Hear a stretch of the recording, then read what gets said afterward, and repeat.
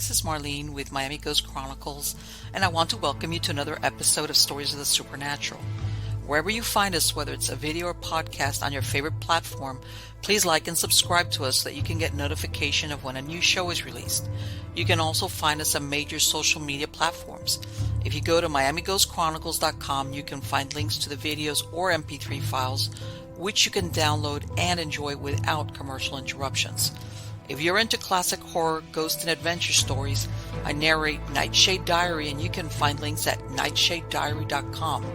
If scary stories are your bag, and listening to encounters with cryptids, ghosts, dogman, and other weird creatures sends a shiver up your spine, then go to supernaturalstorytime.com for links to our weekly podcasts.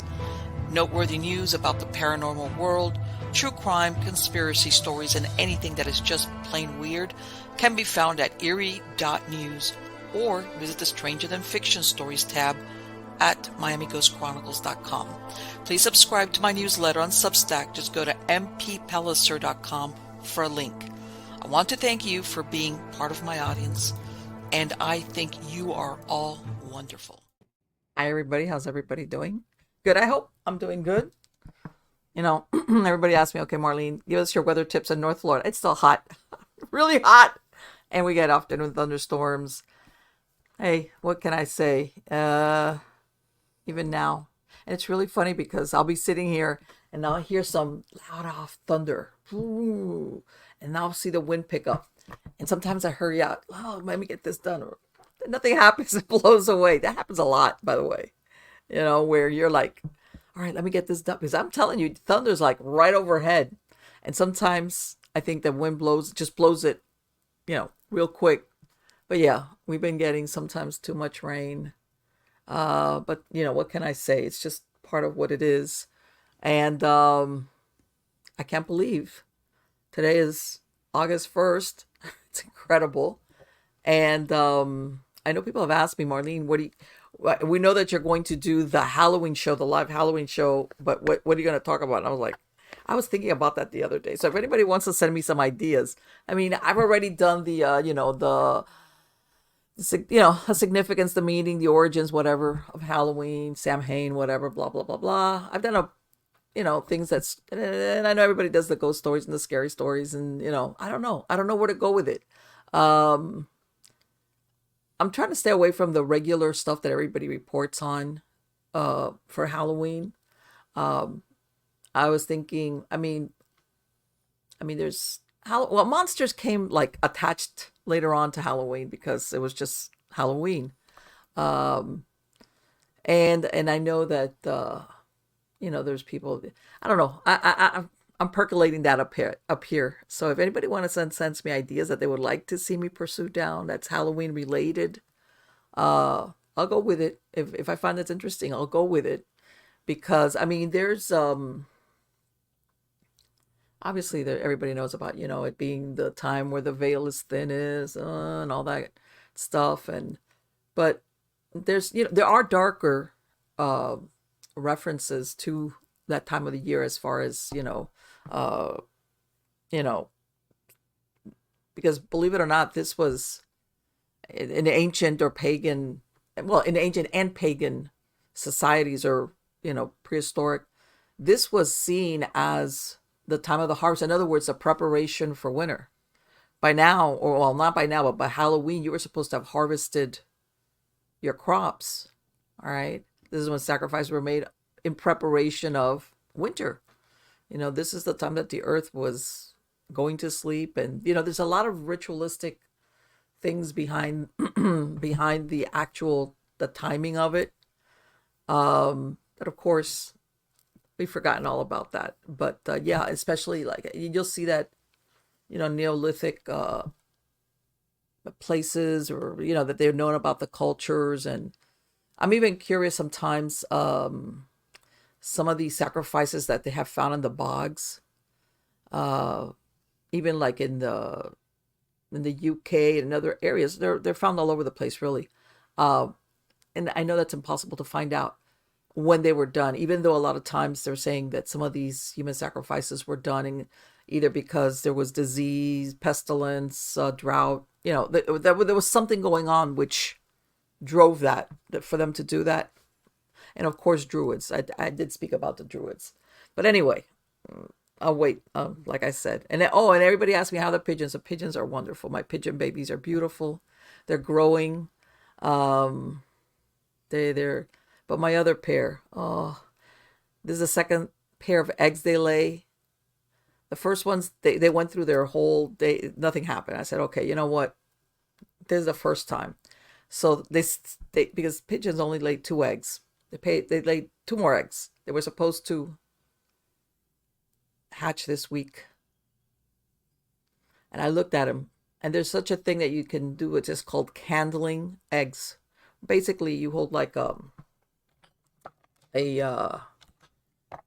flashlight like this type, and of course you have to go into a dark space, and you can hold the egg. I've done it with chicken eggs. You put it up here, and basically you will see if you've got, first of all, depending on how early, you could see the basically the chick develop in there. You could see the veins and the blood. By the same token, you can also see when it's empty. And guess what I found? My second set of pigeon eggs were just a yolk. So I got to talk to my boy pigeon and go, what's wrong with you? He's like, what's wrong with you? He's a young, nice pigeon. And, it's like, yeah, she laid the eggs and they both sit on them, but you got to fertilize the. So yeah, that's my pigeon drama for the week. So anyway, let's get on to the good part. The good part is who is the guest today at Stories of the Supernatural. I am positive many of you have heard of him. His name is Jim Harold. He is a podcaster. Has been around for many years, since 2005. All right. He is among a handful of pioneers of the medium of podcasting. His programs have stood the test of time in the Paranormal podcast, and Jim Harold's Campfire remains among the most popular in the genre. Collectively, Jim's programs have been downloaded over 65 million times. He's developed a loyal following that spans the globe. In addition to his free podcast at jimharold.com, he also hosts a series of premium podcasts on the supernatural and related subjects at jimharoldplus.com. A series of 5 books based on his Campfire series can be found, and I will put the link in the credits of the show. And he just issued the 6th one only a couple of months ago in May of 2024. Help me welcome him. How are you doing today, Jim? I'm doing well, Marlene. Thank you so much for being so kind to invite me in on the program. No. And always great to talk to new people that I haven't had the opportunity to meet yet, and they're great audiences. So thank you. Yes. Thank you so much. If you want to mention, because I was astounded, how many podcasts have you made since you started? Actually, I told you 2,900 Yes. that we're going to be active and up and people will be accessing them. There's probably at least another 300 or 400 that they're kind of outdated and things, and we've kind of just, put them in draft mode. And but over 3,000 podcast episodes in the last 19 years. It's been my full-time job for the last dozen years.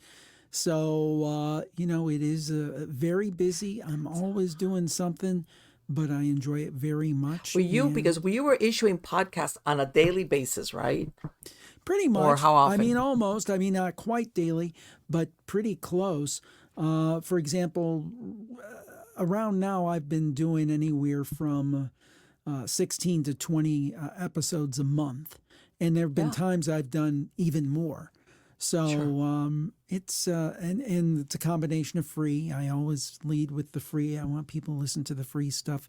Jim Harold's Campfire is probably my most popular show, where people come on and tell their true stories of the supernatural, and that's what my books are based on. I also have the Paranormal podcast, which is my longest running one, where I interview authors and experts. We were talking beforehand. I was lucky enough to have the great parapsychologist Lloyd Auerbach on my very first episode.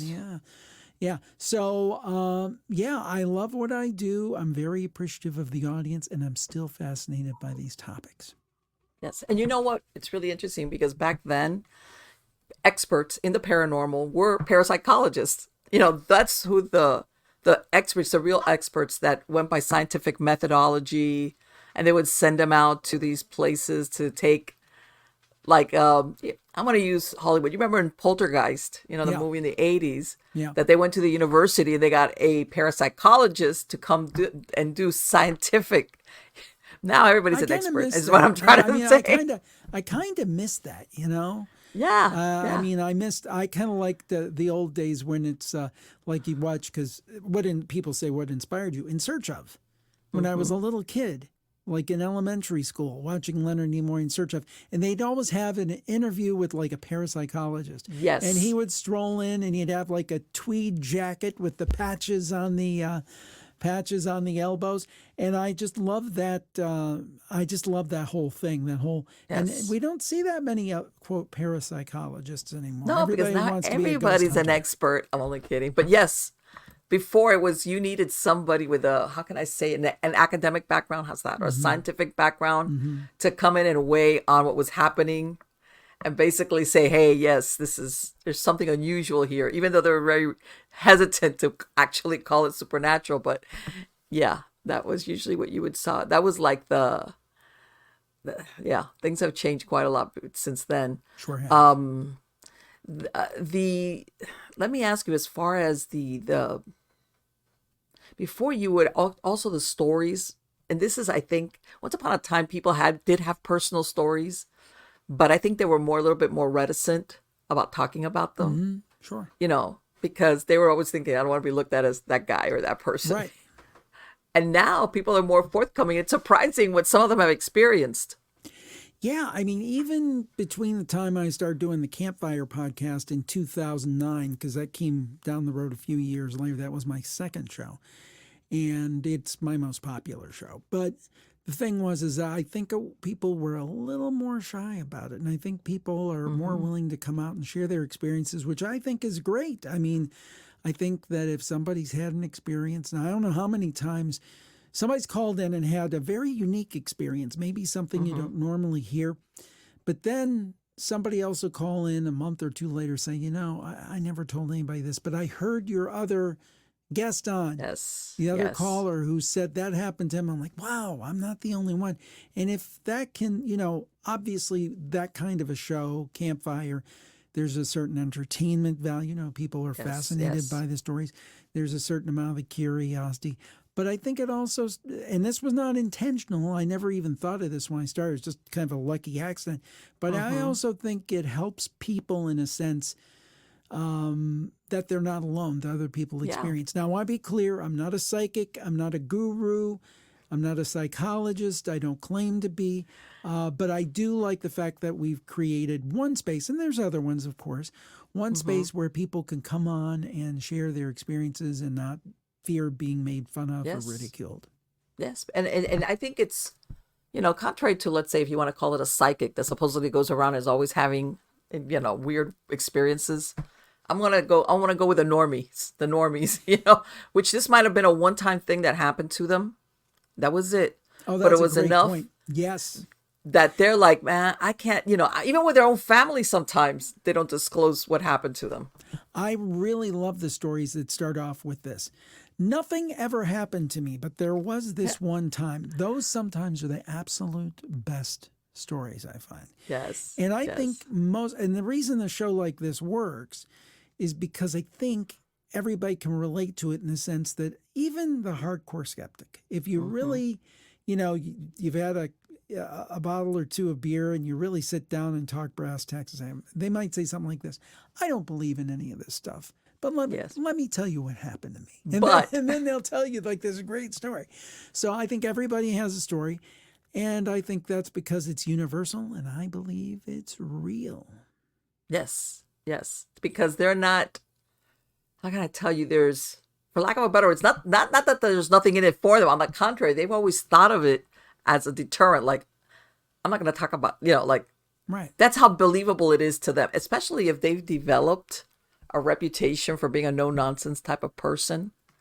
Or has maybe even kind of like talked like, oh, ghosts, there's no such thing as ghosts. That kind of person, for them to turn around and eventually talk about it, say something, admit to it, because they're afraid that people are going to go, wait a minute, weren't you the one that was always saying there's no such things as ghosts or whatever, fill in the blank. And I guess maybe at some point they decide, well, let's see what happens. What's the worst that can happen? Right. I can say, just kidding. I wasn't for real. I was just made that up. And that goes hand in hand, not only with ghost experiences, but with UFOs, all these other type of weird experiences. I know a lot of times people also have that, those sightings of when they have a relative that's passing away or had just passed away, that they have that sighting or that presentiment or something, and they know this family member has passed away. I think that's one of the most common ones I've heard of. Yes. Actually, my wife had a story. It wasn't exactly like this, but it's a great story, I think. Actually, it took place in 2001. So it was actually, I think, shortly before 9/11. And this was before podcasting even existed, before I was podcasting. So there was no tie-in with my work or what I do. And anyway, my mother-in-law had been quite ill. And they knew she was going to pass away, so she came home to home hospice to her house. And anyway, she'd been home a couple of days, and my wife went over with her. And she was taking care of her, and her mom was in bed. And my wife said, "Hey, I'm going to stay the evening with you. Jim is with our daughter." We had a small 2-year-old at the time, almost 2.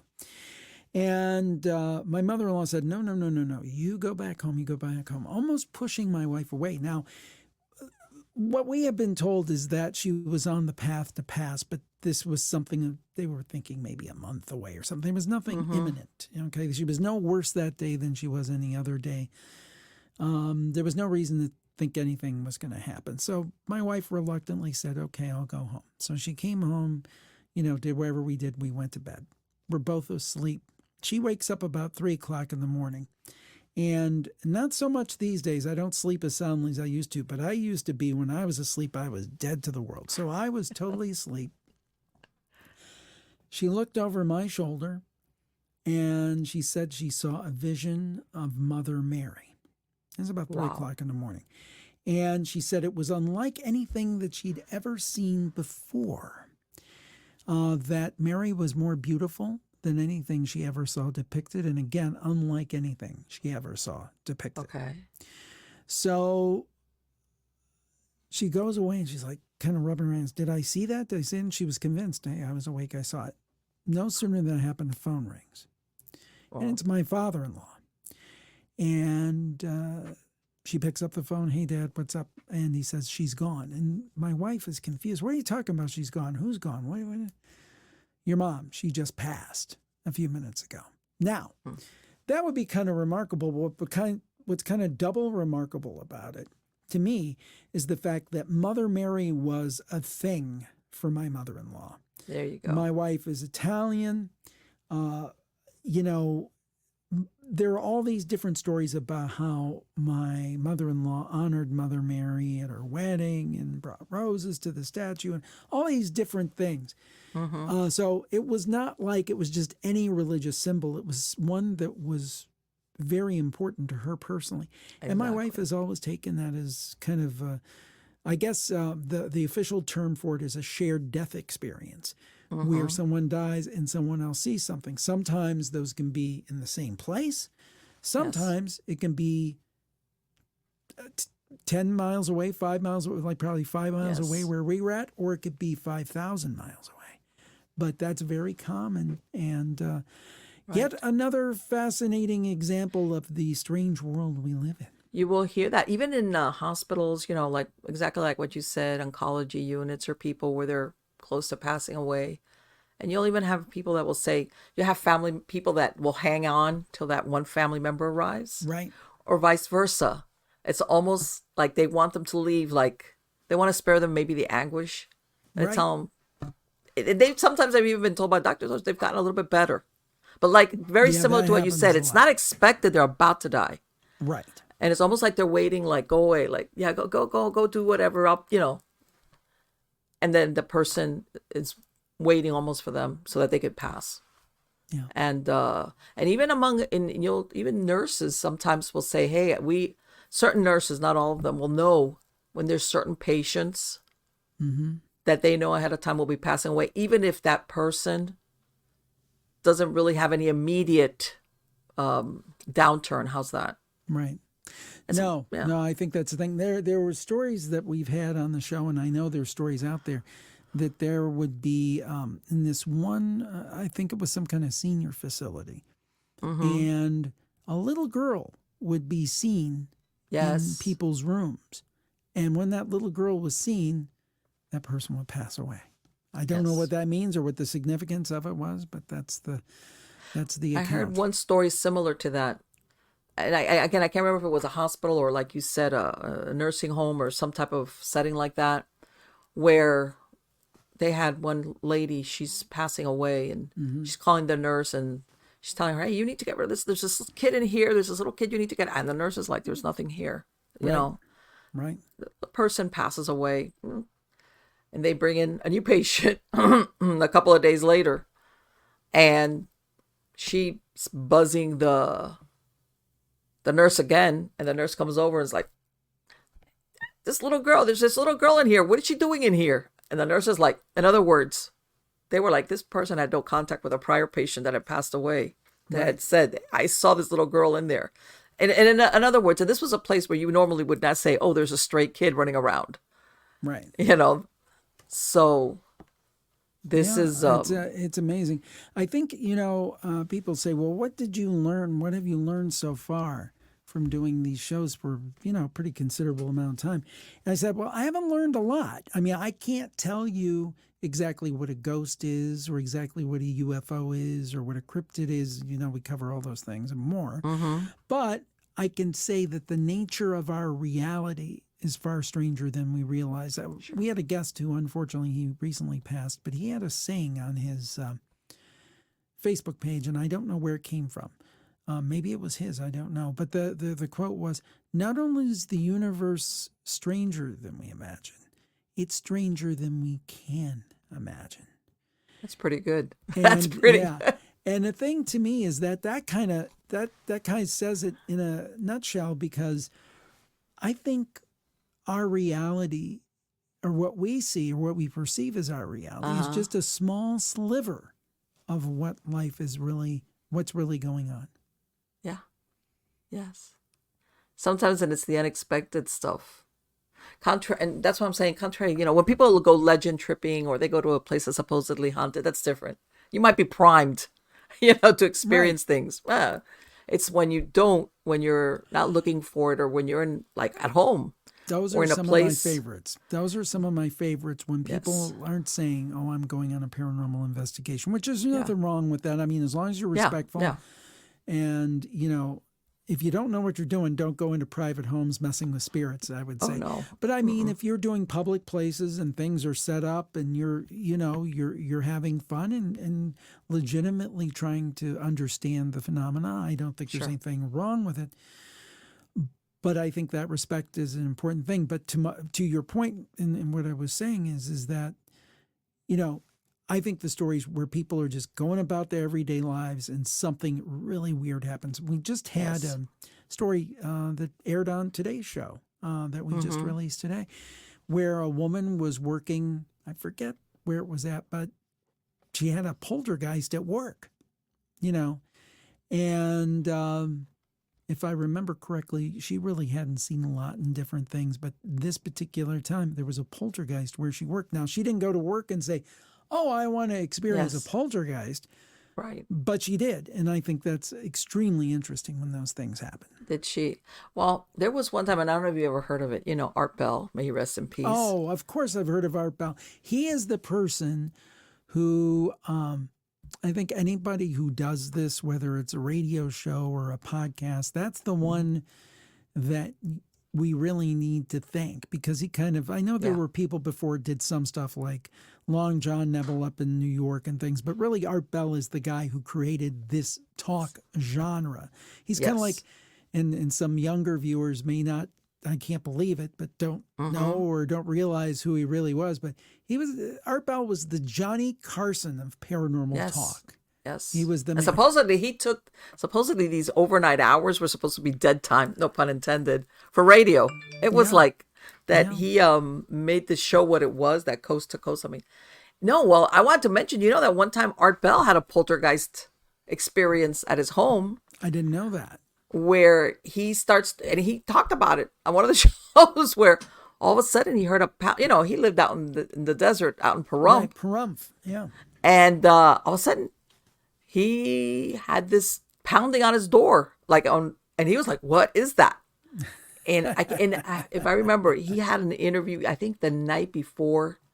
I want to say with God, I think it was a witch or some very unusual person, and he was totally wigged out, because it was like all of a sudden, wait, it's different when I'm talking to somebody about it versus I've got this weird pounding on my door that there couldn't be any source for it because I believe his wife was asleep. There's nobody there to have done that. Right. So yeah, he had his own firsthand experiences with weird stuff himself. Yeah, he definitely was the man. There's no question about it. Yes, yes, yes. And yeah, in what I really liked also was that besides interviewing, he would read the stories that people would fax him, because this is the time of the faxing. Yeah. That people would fax him, and he would, go ahead and read them out. And I think that was a nice, like you said, the average person contributing Right. about their own experiences. Well, the thing is that with Coast to Coast AM, I've been fortunate. I've been on there a dozen times as a guest. But unfortunately, it was after Art Bell was off the show. So, I never got to talk to him. I've interviewed George Norrie. I interviewed the late Ian Punnett, who passed recently. Very sad. Richard Serrett, of course. Different hosts. Dave Schrader, I know, who hosted for a while. Jimmy Church, who was a fill-in host. I know a lot of those guys. But that's one regret. I never got to interview Art Bell. Yeah, even his Midnight in the Desert show went, fizzled out after he passed away, which was a shame. I really think that with Coast to Coast AM in the 90s, it was before the internet. I think it was something that was, I think they still do a great job, and I'm not running them down, but there was something special about that show in the 1990s because there was nothing else like it. Yes. There were no podcasts, period. There was nothing like it on radio. Art Bell was the perfect host. So there was just something about Coast to Coast AM in the 90s and the early 2000s that I think is very hard for anybody to capture, and that includes any podcaster. I don't think any podcaster out there can recapture what Art Bell did. I think it's like a moment. It's like the Johnny Carson Tonight Show. Let me ask you something. And I compare this to time. This was also the years of the X-Files. Yeah. All right. And that's, I think that's why it became so popular, because it was introducing ideas and stories that I wonder how did Chris Carter, well, now in hindsight, of course, did Chris Carter speak to people like about their weird stories? Because some of the stuff that he came up with, besides the actual UFO theme that ran through the series, was all these, separate episodes about weird stuff, Yeah. and amazing show. Just an amazing show. And I do think it opened people's mind, even though it was fiction. I would compare it to, let me give you a comparison, Star Trek. Star Trek in the 1960s. Subsequently, it was even more popular in reruns. That's what I grew up with, the reruns. But that inspired a lot of people to go into the space program and astronomy and many inventions. If you look at the form factor of like the old flip phones, they look like oh my God, yes, I've seen that. You look at that and you're like, wow. It's like that's Captain Kirk's communicator. Yes. But in the same way that Star Trek inspired people to look to the stars and pursue spacely kind of pursuits, I think X-Files made people think, okay, well, this is fiction, but there's a kernel of truth here. And how much of this has got a truth we know thing in that it. Area 51 is a real thing. We know that there have been a lot of UFO sightings. There's ghostly sightings. There's strange cryptids. Let me check into the real thing. And I do think it was kind of like, it's not a nice term, but gateway drug to really looking at these things in reality. Sure, the possibility of before, it was Yeah. the Hammer movies where you would see. But yeah, it was. And of course, the characters they created with Scully and Mulder, and they were like in this case, Scully was a prototypical scientist who was going to debunk it.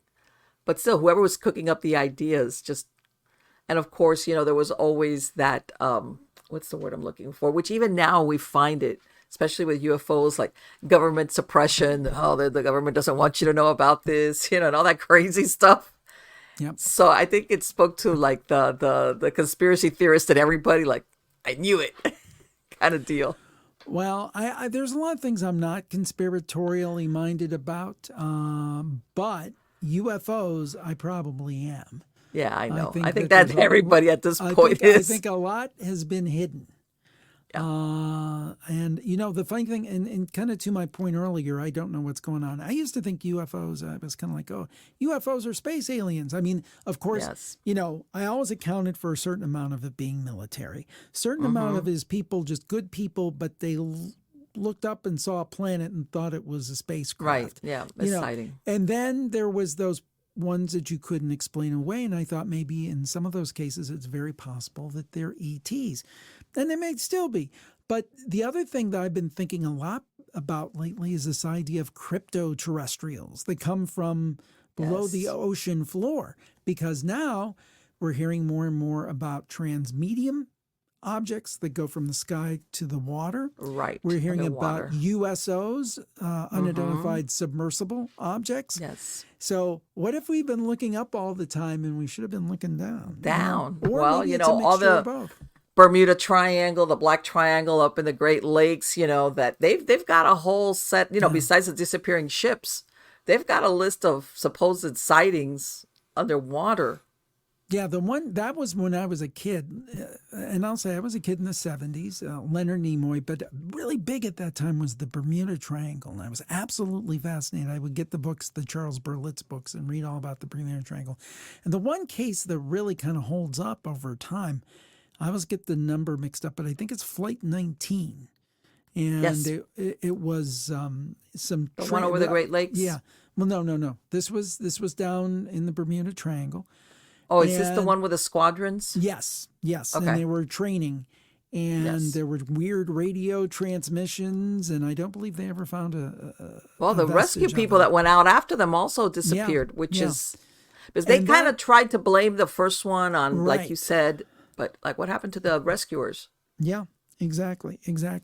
So that's one of those things. Flight 19. That's right. Right. And I've even heard that they ended up over, in other words, they're not under the water, that they got confused and they ended up crashing into land. But again, there's no trace has ever been found one way or the other. One of my early shows was with a guy who, and I interviewed him years later. His name's Bruce Gernon, and he said that he flew through the Bermuda Triangle. And I don't want to misquote the specifics, but he flew through and he flew into what he calls an electronic fog. And it messed with his instruments, and it made the timing of his flight all wrong.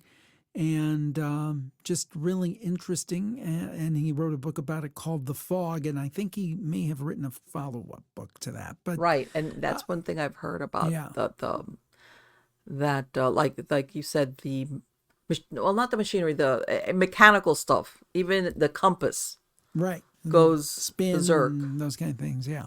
Well, here's one. This is a guest I had. His name is Dr. Bruce Rapuano, and I've interviewed him. Yes. You've had, okay, you know that he has a book about alien contact. Yes. And we got on the subject about, and I was telling, well, one of the things that I don't get is this thing with the cattle mutilations. How many times do they need to, blah, blah, blah, blah. He goes on to tell me that the proteins in a cow or a calf's brain is like the ideal, and I'm making stuff up. I'm paraphrasing because he's more scientific. Basically, it's the ideal, like if you're going to grow something, this is what you would use. And I was like, what? In other words, if you're in a laboratory setting and you're trying to grow something, whatever it is, the proteins from the bovine brain is like the ideal starting point. And I was like, okay, that puts a whole new spin on it. Right. Because joking, I was asking, that thing about the cattle mutilations, I don't know. It's very weird, but how many times can you pick up, cows and mutilate them for what? Right. When he told me that, I was like, okay, now that I wonder. There's always a slant to it, depending on who it's coming from, where you're like, yeah, is that why they're doing that? I love when I have a guest who makes me think. The thing about that is the bloodless nature of a lot of those, Yes. because a lot of the debunkers say, oh, well, they were just mutilated by some kind of wolf or something, some kind of other animal, which would make sense in general, but there would be blood. Yes. And there is no blood. They're very They're clean insanguinated. cuts. I've heard it described as laser-like cuts, like they were cut with a laser.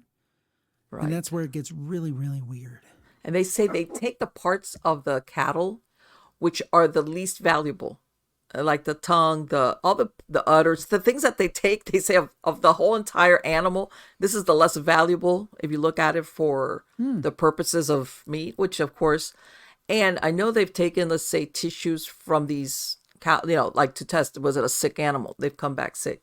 There was one, was it Texas or Missouri though, that they did find evidence of barbiturates in it, which you're thinking something to make it go to sleep. Like what? That's weird. But in other words, there was nothing there to say, okay, this was a sick animal, like you said, that died. Also that, and that predators in the areas don't touch the carcasses, I think is very unusual, because predators by their nature, whether they're coyotes or whatever's out there, something like cattle goes down and they immediately race over. And it's like, hey, chow time. Yeah. And they stay away from it. As a matter of fact, they say some of these ranchers now have gotten to the point that they take it as it's going to happen. And they just leave the carcass out there and they say, no, eventually with time, it'll desiccate and blow away, But they themselves, they know that they don't even... Because normally what they would do is, they'll pull the carcass and bury it, I guess. But if it's far out, they'll just like, hey, it's like, when you have a business that you're going to have some type of loss. Yeah. Even though some of these animals are worth a lot of money. Yeah. And because they're tired of trying to figure it out. Nobody's ever been able to give a definitive answer. Yeah. Why or who's doing just it. Give up on it. Yeah. Yes. Exactly. And again, I think that's a very unusual thing, like you said, because of, predators, when they go in and they're tearing with teeth or, right. they're not going to do a clean incision. Blood, all these things, none of that's there. Yes. So I think that's one of those mysteries that we were talking about that eventually, maybe one day we'll have an answer. I don't know yet. Things of and I'm gonna touch now on, I want to say one of the most recent mysteries that Dave Pilates has brought forward with people that have gone missing in the national parks. Yeah.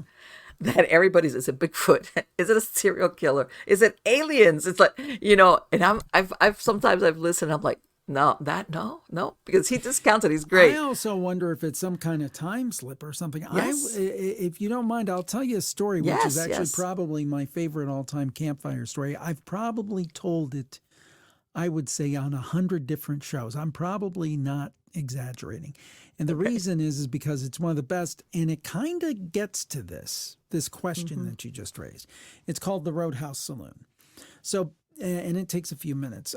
Basically, it's about our caller, T.I., who called in from Michigan. And every summer she would go to like this campground in Wisconsin and spend, I don't know, a couple weeks, 2-3 weeks, something like that. And one night, her and a friend, his name was Bob, decided to go see a band that was playing about an hour away. And this was a rural area, all 2-lane roads. So they drove up to this place. And this is in Wisconsin. And they watched the band. Everything was great. They actually stayed a little bit late because they're both musicians. and they talked with him. So, they headed back out around 3 o'clock in the morning. Everything's closed, 2-lane roads. You talked about Art Bell later. That's a perfect scenario to listen to Art Bell or Jim Harold's Campfire because it's all dark, it's all deserted, it's kind of spooky. So we're driving, and T.I. says, "Hey, Bob, I've got to go to the restroom." And Bob kind of looks around and said, "Well, unless you want to pull up a tree, you're kind of out of luck." And she said, "No, just drive fast."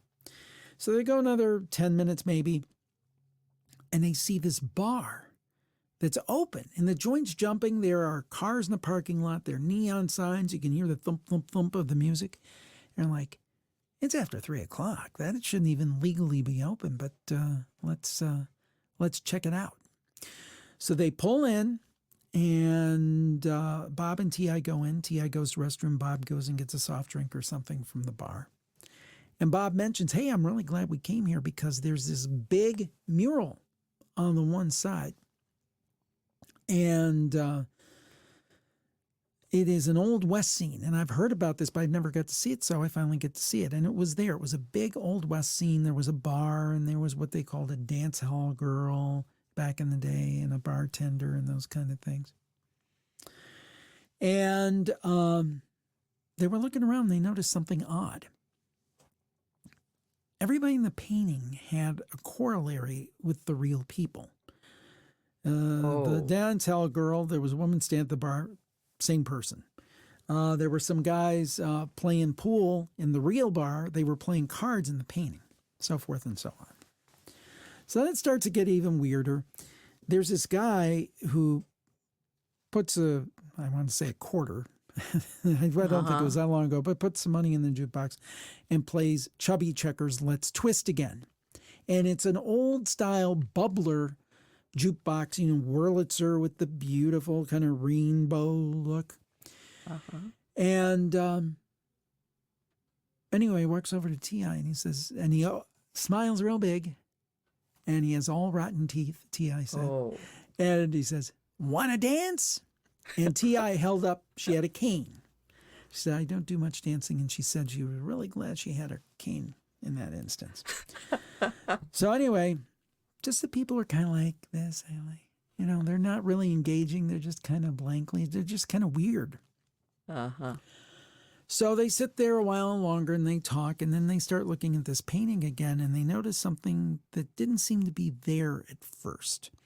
There's these swinging bar doors, like, they have in the old Westerns. "Hey, I want to see Sheriff Bart," Yeah. So anyway, there's two, columns of mist in the door. And they thought that's weird. One's quite a bit shorter than the other one. And they keep talking, and they look back. And it seems to be developing in like a Polaroid picture, and one appears to be a man and one appears to be a woman. They talk some more and they look some more, and then that's when T.I. gets really tuned into this, because the woman has curly hair, T.I. has curly hair. T.I. has cowboy boots. This figure has cowboy boots. And then she saw it, the clincher, the female figure developing into the picture had a cane. And with that, ganger. T.I. said, "We're out of here." And her and Bob go out. Now they said, or T.I. said, when she closed the door, everything went black, right? It looked like the place had never been open. And when they were leaving, the people were kind of motioning, "Come back, come back." So they closed the door. Bob goes to get the car in the parking lot, which when they came had a bunch of cars. When they left, had one car, their car. Now that would be a weird story, but it's not over yet. Yes. So T.I. is way braver than I am. So she says, "You know what?" Because she's telling her friends and family about this. And they're like, "Come on, She's like, "I'm going back." So she gets, I think, her sister or friend, and they go back a couple of nights later. She goes back about 8 o'clock at night. She doesn't wait till 3 o'clock in the morning. So she goes in, and sure enough, they have a jukebox, but it's not a Wurlitzer bubbler jukebox. It is what would have been at that time a modern CD jukebox. Okay. She walks up to the bar, and there's a young lady bartending, and she talks to the young lady. And she said, hey, I was in here the other night. The joint was jumping. It was very late. And there was this real young, like farm boy looking, strapping young guy bartending. And the bartender said, he wants to have someplace else. We don't have anybody by that description of bartends. The only people that bartend are me or my elderly father. And with that, T.I. left. Now, I used to say she'd never been back, but I do believe she went back. Now, here's the thing. This even adds more credibility to it. Okay. First of all, the place really exists.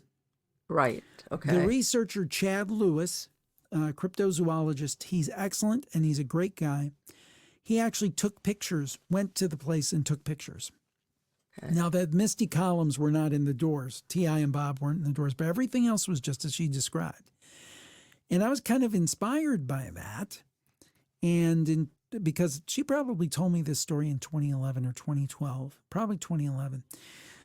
I went up to Michigan and met T.I. in person, and we did a video. And it's actually on my YouTube channel at youtube.com/Jim Harold. I was going to know if the V's in there. Now it's just youtube.com/Jim Harold. Anyway,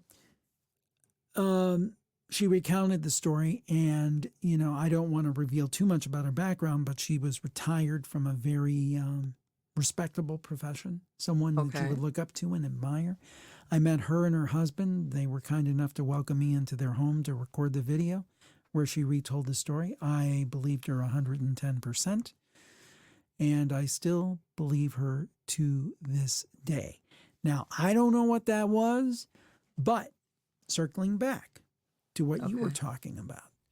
People disappear all the time, and that's exactly what T.I. said. She said people disappear all the time. Is that what? Let me ask you, what did she think it was?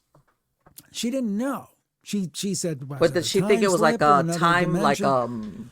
She mentioned those as possibilities. It's almost a direct quote. She said something like, people disappear all the time, and had we disappeared, people would have thought we ran off together. They would have thought, whatever. But maybe it's time slip. Maybe it's another dimension. She said she really didn't know, but those were some possibilities that she had thought of. So I don't really know. But Soul trap, come in here. Hotel California. Yeah. Except it's a roadhouse. Yeah, or the Roach Motel. No. Yeah, something like that. Exactly. That's using a dated reference, but I do that a lot. Yes. That's such a good story. That is such a good story, because what we were talking about, where you hear about what he was describing, mostly, of course, taking place in these. And I mean, as a matter of fact, the other day I was. I don't know if you've ever heard of the search for Fenn's treasure. No. This was a gentleman that I want to say was 2010. He had been out in Arizona, New Mexico.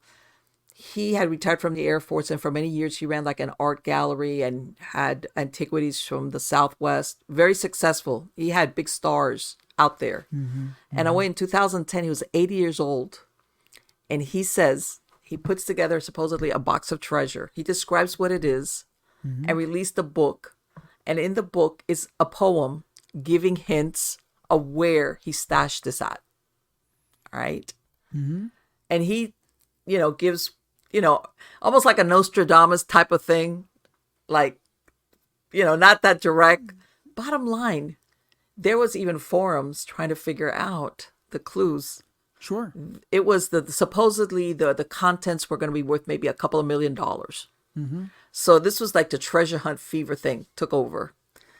Bottom line, though, the point I'm trying to make, in the process of this, 5 people died trying to find this treasure. And my point being, some of the crazy stuff that people go into out in the wilderness and in or parks. When I say parks, I don't mean totally like that. And by the way, these sometimes were young men. And in this case, they were all men. There was no women. That one woman got lost and she spent the night out in the forest, but the next day they found her. But all 5 people were men. But that they were not like older, that you could say young, lost their lives because they would get themselves into these situations, and that they just, whether you want to call it fate or just a couple of drowned, fell off, cliffs that they were like hiking in these parks. Right. My point being, Yeah. yes, you can do the time slip, and then other times, I hate to say it, it's just sheer bad luck or Yeah. Well, you got to be, that brings about a point with paranormal investigation. And I'm not a paranormal investigator. I don't claim to be. I'm just not. It's not interested me as much. I mean, I think for what I do, I like having a little bit of distance from it. It's kind of like, and I'll get to my point in a minute, but to me, it's like a sportscaster, right? right, If you watch a football game, typically there's two, usually guys, calling the game. And a lot of times, one of the guys will be a guy that played the game, and I think they give great insights you can't get any other way. And right, then there'll be like the regular broadcasting guy who never, threw a football in his life, but he's a great broadcaster and he can communicate well. And I think right, that's a great mix. For me, what I do, I equate, people who ghost hunt and those kind of things and then having podcasts or radio shows. They're kind of like that sports guy. And they've got one perspective, and I think that's very cool. What I think someone like me, who is not a paranormal investigator, can bring to the mix is a little more arm's length. I'm not locked exactly. into one theory. I have a broader perspective. So I don't really want to be a paranormal Or the investigator. alternative to whatever. Right. Which, The by other- the way, part of that story is, like all treasures that are cursed. Yeah. Part of that I want. Yeah. And I don't know if you've run across stories of that nature where, Oh, yeah. Yeah. know. The other point I was going to make, though, is that when people are paranormal investigating, and I just was talking to a gentleman, Dale Kazmarek, today, who's been Yes. doing it for 50 years. And he basically said, you should have two people not because of a ghost, but if you fall down a flight of stairs, you have to, when you're doing things like paranormal investigating, you have to be more afraid of snakes and rotten floorboards and stuff. I mean, yes, you do. there was one years ago, I used to do a show called The Paranormal Report, and I can't remember, but this had to be, 2011, 2012.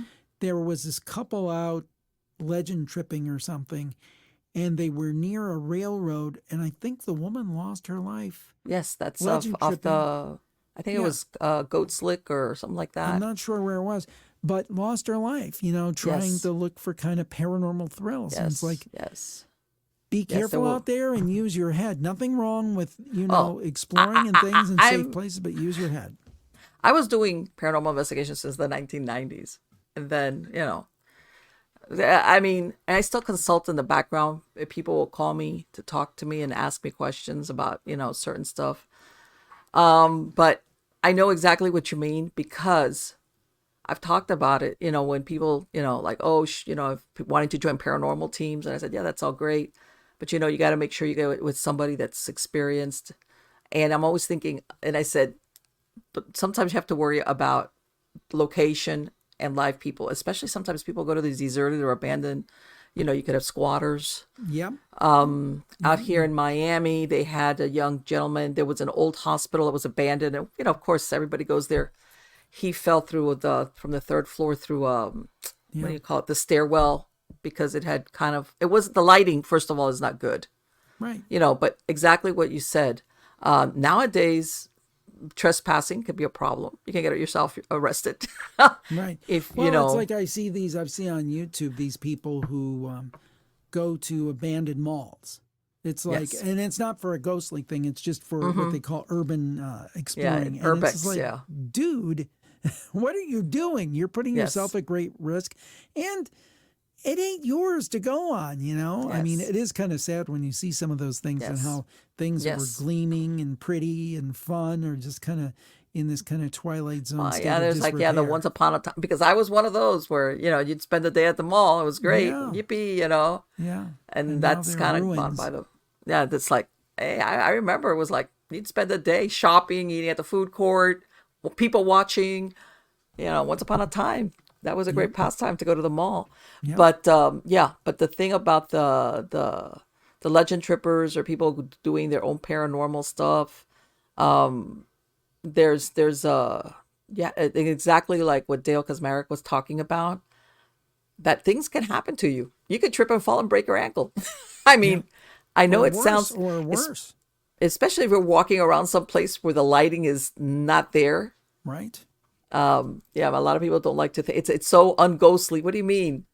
I'm not going to experience something frightening. It's like, yeah, well, this is really frightening if you think about it, especially if it's some of these locations which are very remote. Yeah. Where people say, there's this old country cemetery down that dirt road about 5 miles out. Right. And if you really want to get some great EVPs, head out there. That reminds me, because I know we're coming close to the end of our time, that reminds me of a campfire story that we actually just aired today that tied into what you just said. And it's a short and sweet one, but it's kind of cool. Yes, go ahead. So this guy, I figure he's in his 30s now, but he was talking about when he was in high school. And sometimes towards the end of high school, you've finished all your work and when you're almost done in your senior year and you have like a couple weeks where they kind of just keep you, but you don't really, they might send you on a special project or whatever. So somehow he had all this free time in the last couple weeks of high school. So him and his friend just started, this is down in Kentucky, just started like exploring the woods and stuff. So this one day they're exploring this place with all these old houses and all these old ruins and stuff, of these houses that had been abandoned, 50, 60 years earlier, finding different little artifacts. And all of a sudden, and they're in the middle of the woods, so this is not where people would be walking around normally. They see this guy, or my caller saw this guy, an older gentleman looking at them in a 3-piece suit. Oh, boy. Fully dressed in a 3-piece suit. So anyway, they get down off the hill or wherever it is, and I'm paraphrasing, but my caller says to his friend, he said, "Hey, I got to tell you something." He's like, "Did you see that guy in a 3-piece suit too?" Yeah, it's like, all right. I mean, see that right there. That's like, I mean, like you said, like, what is he? Who is he? Or what does he do? Yeah. He's like, or is that his burial suit? Yeah, scary. That is such a good story. That is such a good story where people come across the unexpected. And some of those are the simple. I mean, the other story is very elaborate, great story, but some of those kind of stories are great too. Just a very simple story. But what was that? Yes, and some people, I know sometimes a lot of people say, "Well, why doesn't he find out? Why doesn't he go up?" You'd be surprised. Most people, their first instinct is to, "I'm getting out of here. Yeah. I don't want to find out." There's one more story that's kind of similar. Yes. I don't, and then this is from several years ago, so I might not get it exactly right, but here's the gist. This woman, and she was probably, I'm guessing, in her 60s, and this happened to her maybe in the 50s or 60s. She was a little girl. Okay. And she was driving her bike, and she had some kind of mishap. I don't remember the specifics. Okay. And she was by herself, and she called out for help. And like this guy and this elderly man in a brown suit came and helped her.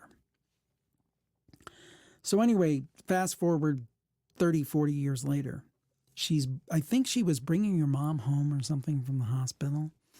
And something was wrong. Her mom was stuck in the car, couldn't get out of the car. There was some kind of distress, and there was a lot of kind of gnashing of teeth, and, it was not a good situation. And she kind of cried out for help. And she looks up and she sees the same guy, the elderly guy, in his brown suit.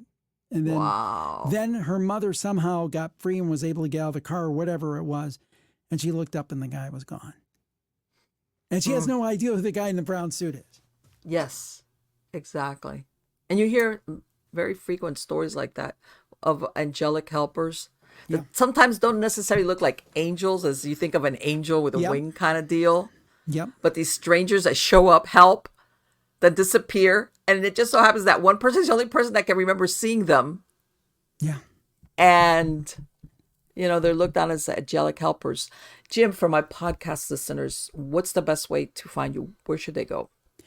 Well, if they listen on podcast app, just look for Jim Harold, just like it's spelled on the screen. If you're listening, HAROLD, Jim Harold, or Jim Harold's Campfire. I think that's the show most people will enjoy the most, those true stories. Yes. Also, the Paranormal Podcast, and they can find me on YouTube as well, Jim Harold. Yes. And, of course, jimharold.com. And if they want to pick up a copy of any of the books, True Ghost Stories 6, Yes. or 1, 2, 3, 4, and 5, and you don't have to read them in any order. They can go to Yes. Amazon or jimharold.com, and each one of them are standalone, so you can read them in every order, and they'll have, this one has 65 stories from the show. Wow. That's Of our great. favorite stories from the show, and hope they get to check it out. And Marlene, Yes. thank you. It's been a lot Absolutely. of fun. It's been before you great. said It's been great. you like to make it a conversation, and that's what I Yeah. felt like I was just having a fun Yeah. conversation with a friend about spooky stuff. Yes, And is there anything absolutely. better than that? So I'm going to ask you this, but I think I know the answer. Are you going to be writing more books though, and more things? Because I'm sure you have. Yes. Oh yes. The funny thing is, I said this the other day, to someone. People will say, "Oh, you've been doing it such a long time, and you were, one of the very first." And as far as I know, the Paranormal Podcast is the longest running paranormal podcast. On the Yes, I internet, as far believe as so. know. Yes. But anyhow, because there were people before me, but they've quit long Right. ago. But the point is, there weren't many, but there were a few. But the point of it is, people think, well, he's yesterday's news. Well, I don't plan on being yesterday's news. I am going stronger and harder than I ever have. And I want to, keep doing this maybe another 15 years, I think. That's where I've got my mind on. So I'm nowhere near done yet.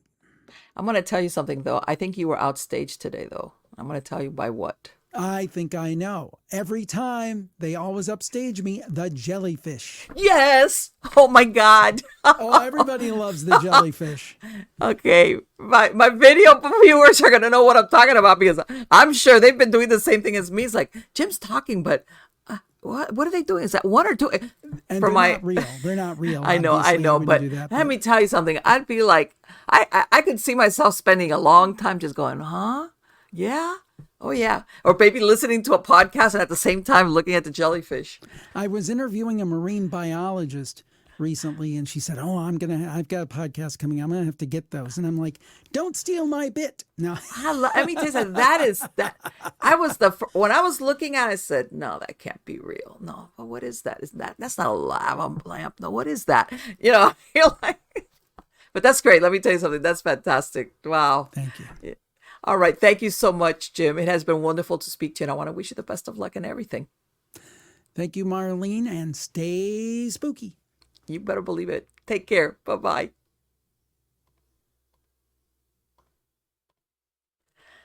Isn't he great?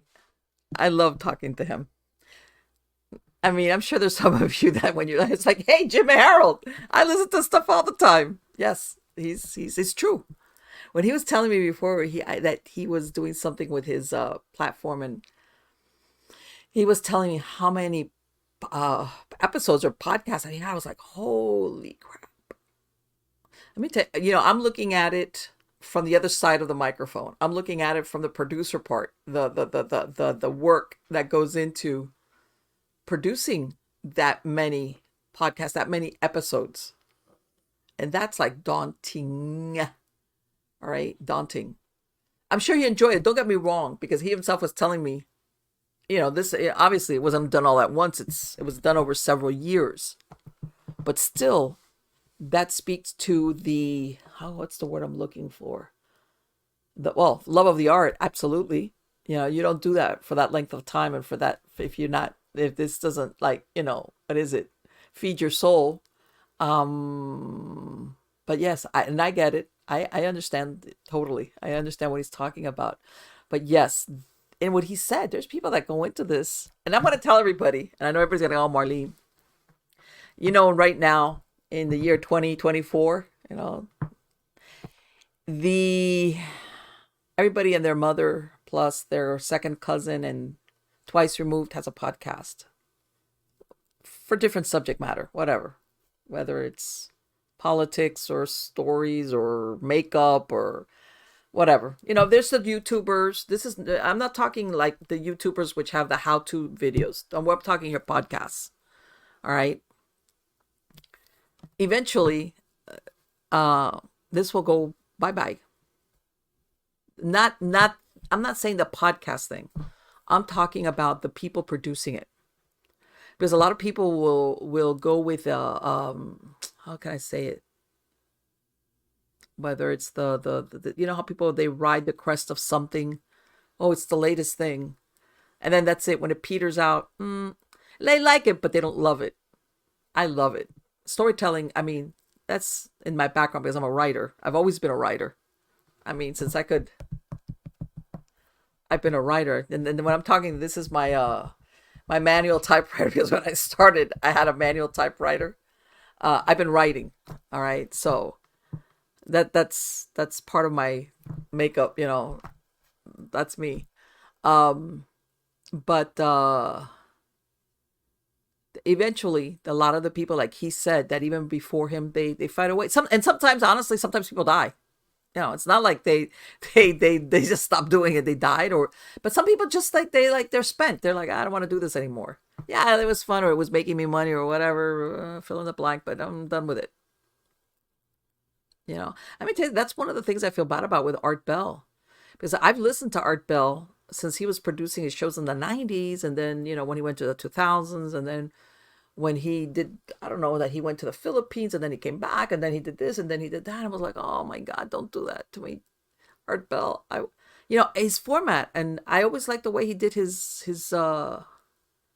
shows. And like what we were talking about with Jim was that, again, he took over the airwaves on AM, because remember, Coast to Coast didn't become Coast to Coast overnight. I mean, initially, overnight was usually, I don't know if anybody remembers, most people don't, when TV and radio weren't a 24/7 thing, and usually got relegated to late night, or real early, as in 2, 3, 4, 4 in the morning, 5 in the infomercials, or nothing, dead air, or stuff that was like, nobody's listening to the radio or watching TV. But let's say in this case, listening to the radio at this time. Who's listening to the radio? Turns out a lot of people were. And Art Bell took advantage of this. It's one of those things. And again, this format where he was taking calls from the normies, and not the normies, but you know what I'm talking about. He was taking calls from everybody without a screener, and he kind of, you couldn't say improper things, but, and he would, let me tell you something. I've listened to some of the calls that he knew how to deal very easily with people that were like saying inappropriate things, which were very few, by the way, or stuff that, or when people would meander too long. And but what I'm saying is that this thing with the podcasting, I think you're going to see the people that are going to stay in it for the love of it, for the love of the thing. And then the ones that it's like, okay, the heyday. I think it's always some version of podcasting, or whether even now with Audibles or the radio or anything, is that people like to listen to stories. Different types of stories. Everybody's different. Some people like this type of stories, other people, but everybody likes to hear a story of some type. Right? And even pre-TV, all these radio shows that they would have, which had dramas on them, everything was basically the person's imagination and them listening to the story on the radio, because this was, of course, prior to television. Why? Because people love stories. People love stories. And I think that's a universal human thing. Whether it's I don't know, made up, a fiction, nonfiction.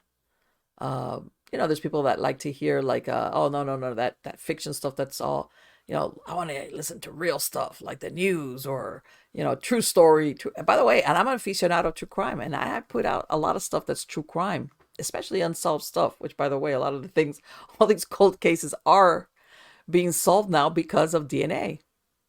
The use of DNA, these cold cases are being solved because they're either being able to name the name of the victim, and in some cases find the perpetrator, which many times everybody's dead.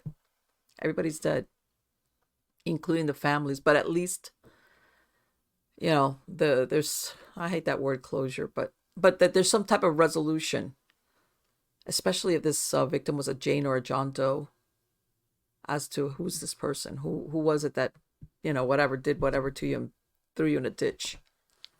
But yeah, but all those, everybody has their own niche that you like to. Some people are into current events. I want to hear. I spend part of my day listening to current events because there's so much current events to listen to. But even then, and I'm saying I'm sure not everybody's the same. There comes a point where I like to turn off reality. By this, when I mean reality is like the current events or political or the news or whatever, even the true crime where it's like, let's go off to, you know, weird stuff land, like a ghost story or UFO or, mysteries or what I was telling him about that Fenn's treasure, which by the way, for those of you, I mean, if you want to look it up, I have an article on it. Eventually, in 2020, supposedly a young man, well, not supposedly, I take that back, allegedly, came forward and he had found it. And people accused this guy, the originator Fenn, of basically saying it wasn't real. And he died like 2 months later. He died like 2 months later. He was 90 years old. This treasure hunt had been going on for 10 years. What's really funny is after the first person died, all right, which I think it was in Yellowstone National Park. It's really funny because the first person that, Marlene, I might be, okay, I know that one of the early, if not the first or the second gentleman who got killed because he fell off a ledge or something, and I want to say it was Yellowstone or somewhere around the Grand Canyon, the Park Service kept mum about it, that he had been searching for Fenn's treasure. In other words, they reported his death. He didn't come back. His wife reported him missing. They found him. They reported it as he had taken a fall, etc., which can happen to anybody. But they kept it under wraps that what he had been doing out there was searching for Fenn's treasure. Park Service. And then eventually it came out. And instead of being number one, they put him as number 4 of the people that had died. And after the first person that was known that he had died, he was out, I believe I think there was one gentleman, he died he drowned in the Rio Grande. Again, because the area of the not the map, but the poem that kind of gave you directions was in the southwest area. Everybody's making their own deductions. People, and that's another thing. People go out there alone. There was only the last one that went out, 2 of them, and one of them survived and the other one didn't. And the last one, he survived because they were stuck out in the snow without food and everything. He drank his own urine, and that's why he survived. And they were rescued the next day. And ironically, they were a mile away from their vehicle. Okay, but anyway, after the first death, the family of that man had asked Fenn, who was alive at that time, please call this off.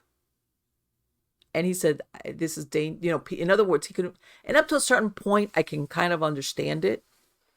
Because he says, I've always said that it's in a place where an 80-year-old could go to.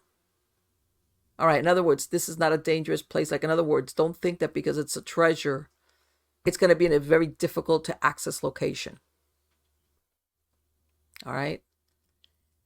Which, by the way, the young man, because he was, when I say young man, that finally came forward, I think it was 2020, something like that, as being the one that found it. The other people had to sue and to get them to disclose who he was. And as I think that they have never said where he found it, supposedly. And again, like I said, the originator of the whole idea died. And that feeds into, there's always these stories of these superstitions, if you want to call them, about cursed treasures, or anybody gets close to it. One of them, as a matter of fact, lately that I found out about was the lemon mines, the lost lemon mine up in Canada, right there around where it borders Montana. That's another one that's got some mystery attached to it. But yeah, there's always been this aura of like curses, or like if you get too close, one of those deals. But yeah. But anyway, yes, I like Jim Harold, I hope to be around for quite a while. Having these interviews, writing articles. talking about unusual things. You know, like I said, I believe, despite all our technological advances and everything being, what is it, recorded, scanned, you can't, everything, they know everything about us. I think there's a part of our soul that yearns for the mystery of mysteries. Whether it's a good ghost story or a mystery or, um, discovering something that you didn't know about.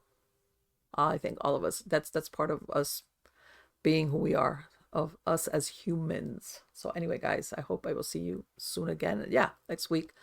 I have a lot of great guests lined up. Some really interesting. As a matter of fact, today, like I said, that interview with Dr. Bruce Rapuano, when we were talking about the alien abduction and everything, and he told me that thing about, and I know I'm not remembering exactly the way he described it, because he's a biologist. This man is like, he knows what he's talking about. Besides having an alien neurobiology, okay, and he's got degrees in, what was it, neurobiology and neuropharmacology and you name it. My point being, though, that when he told me that, it was like, wow, you know what? Nobody's ever made that point about cow brains being so useful in scientific research. It was like, what? And this is me assuming a lot. Is that why supposedly aliens are mutilating cows? I don't know. But it was like, I never thought of that angle. Interesting, huh? Anyway, guys, like I said, thank you for being part of my audience. You're all wonderful. And I will be seeing you soon with a lot of great guests.